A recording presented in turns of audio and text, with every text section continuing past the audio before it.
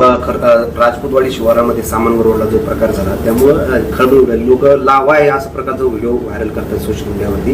नेमकी काय तांत्रिकदृष्ट्या काय बिघाड झाला? पोलमध्ये सप्लाय म्हणजे त्या वाहिनीचा सप्लाय चालू असतेवेळी हा प्रकार झाला होता, पण जेव्हा वाहिनीचा सप्लाय बंद केला तर हा बंद झाला.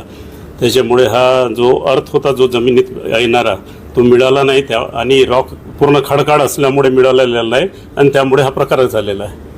काल तुम्हाला जेव्हा माहिती मिळाली त्यानंतर तुम्ही घटनास्थळी देखील जाऊन आलेत. माहिती नेमकी काय पदार्थ तो बाहेर येताना दिसत होता? म्हणजे खडक होता की काय अजून काय येत होतं? काही नाही, ते आगीसारखं असं बाहेर निघालेल्यासारखं तर एखादी जसं लावा राहते त्या पद्धतीचा वाटत होता, पण तो हा प्रकार जो आहे तो जो आहे हा खडक होता तो खडक वितळला. तो म्हणजे साधारणतः होतं सर आर्थिंग नाही मिळाली तर असं होतंय. अर्थिंग जिथे मिळाली नाही त्यावेळेस तो अर्थिंग जर मिळाली नाही त्यावेळेस तो तिथे प्रकार होण्याची शक्यता असते.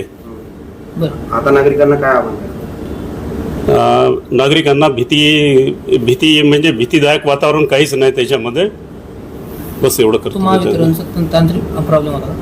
महावितरणचा तांत्रिक म्हणण्यापेक्षा तो खडक होता जो जमिनीचा जो भूगर्भ भाग होता तिथे जर आपल्याला अर्ज जर मिळाला असला पाण्याचा वगैरे ओलावा जर मिळाला असता तर हा प्रॉब्लेम झाला नसता तिथे. सर काल राजपूतवाडी शिवारामध्ये लावा सदृश्य पदार्थ आलाय, काय नेमकं हे?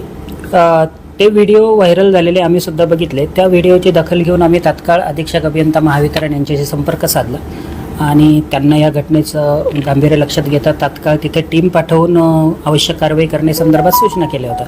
त्यानुसार त्यांनी असं कळवलं आहे की तो 11 KVच्या लाईनमध्ये तांत्रिक बिघाड होऊन खाली जो खडकाळ जमीन होती त्याच्यामध्ये तो लाव्यासारखा पदार्थ वितळून बाहेर आला. तर हे कुठलंही म्हणजे नैसर्गिक आपत्ती किंवा कोणत्याही प्रकारची आपत्ती नाही आहे किंवा भूगर्भातलंही काही हे नाही आहे. तर हा केवळ तांत्रिक बिघाडामुळे निर्माण झालेला प्रकार होता. नागरिकांनी म्हणजे अफवावर विश्वास ठेवू नये आणि घाबरण्यासारखं काही कारण नाही आहे.